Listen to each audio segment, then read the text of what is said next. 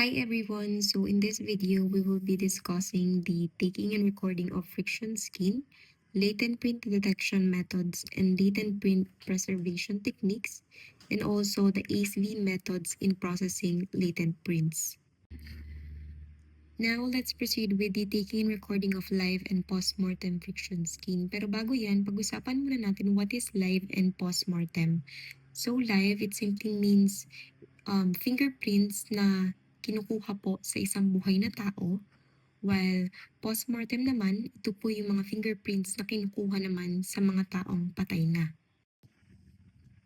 What about friction skin? So, pag sinabi pong friction skin, this is also known as volar skin and it refers to the hairless part of our body. So, ano na nga ba yung mga parte ng katawan natin na walang buhok? We have the fingers, palms, toes, and soles. Yan po, no? And always remember that friction skin is composed of 3 layers. We have the epidermis, dermis, hypodermis. Kapag sinabi po nating epidermis, ito po yung outermost layer ng ating balat. While dermis naman, this is the innermost layer at dito po matatagpuan yung tinatawag nating dermal papillae. And lastly, we have the hypodermis and this is the subcutaneous layer o yung pinakamalalim po ng balat natin na nagpoprotekta at nagsusuporta sa balat nga natin. So now, dahil alam na po natin what is live, what is postmortem, what is friction skin, let's now proceed dun po sa mga ways or mga methods kung paano mag-record nito. Number 1, we have the live scan printing. It is a digital fingerprinting technology where a person's fingerprints are scanned and recorded electronically without the need for ink or paper.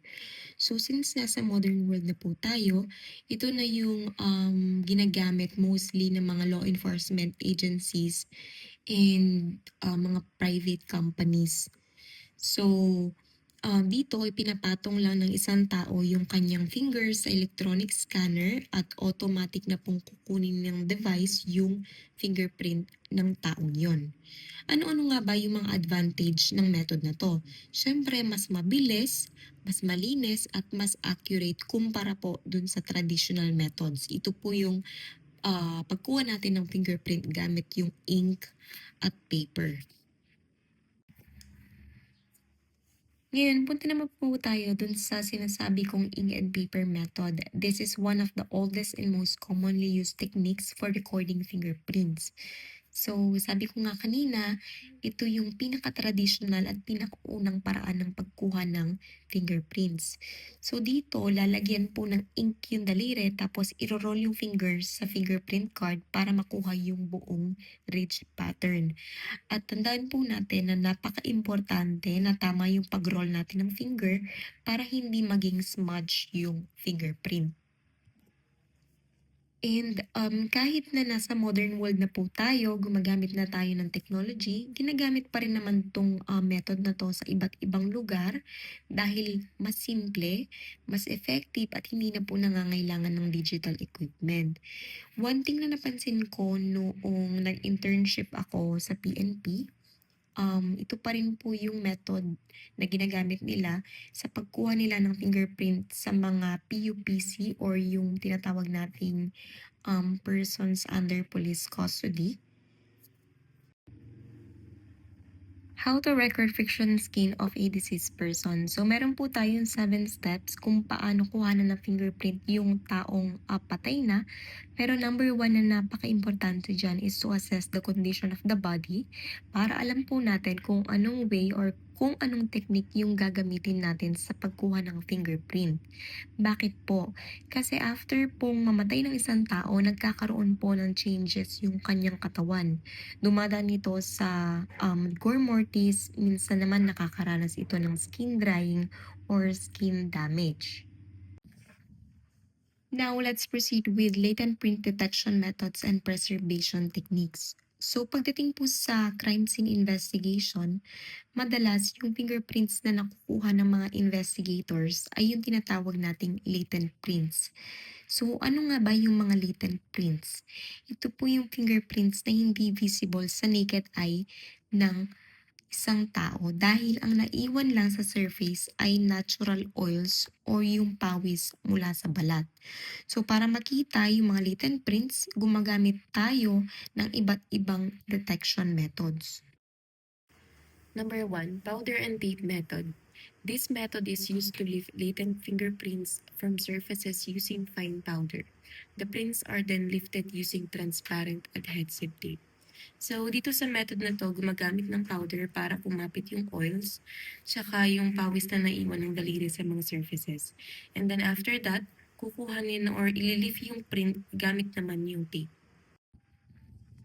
Next, we have cyanoacrylate fuming or superglue.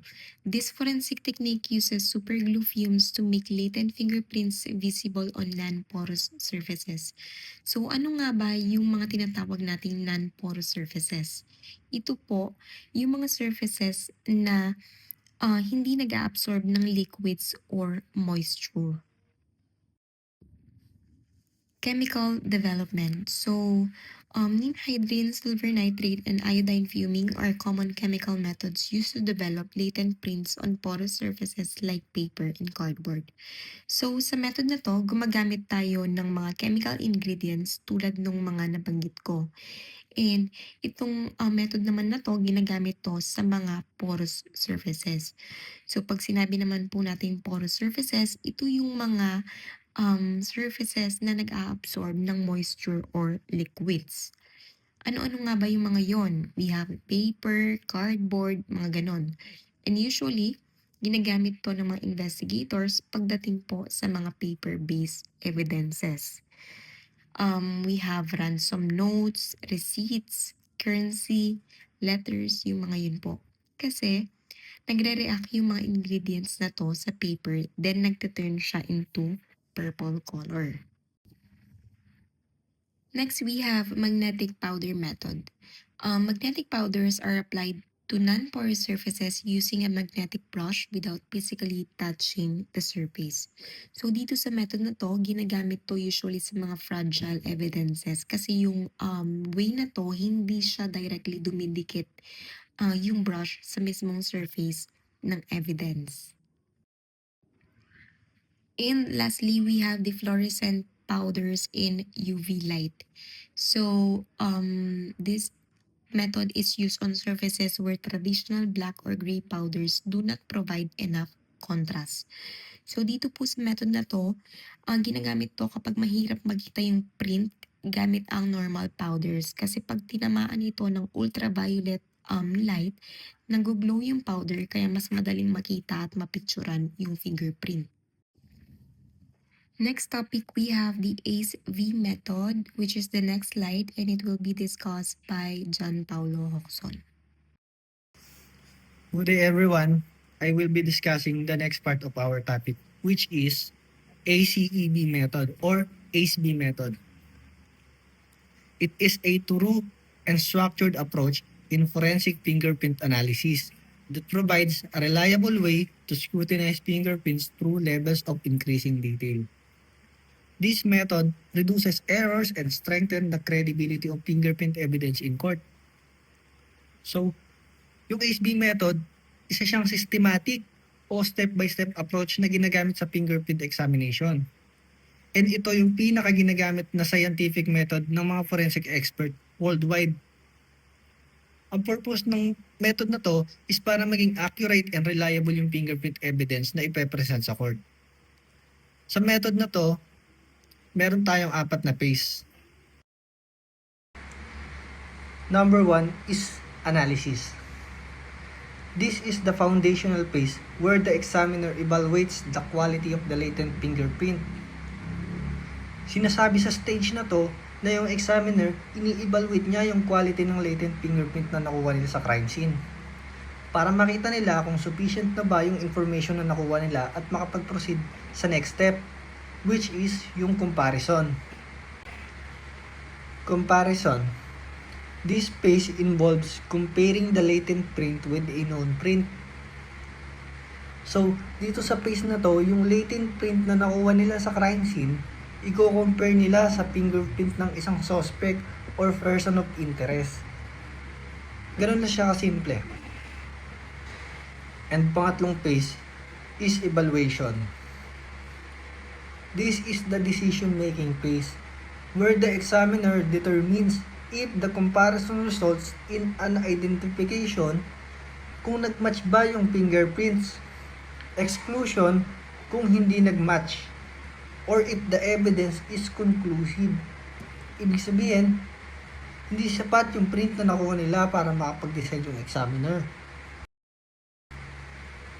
And lastly, verification. The final step introduced by David Ashbaugh to add an extra layer of quality control. So, sa step na to, meron tayong second independent examiner na magre-review ng work ng first examiner para ma-confirm or dispute yung findings.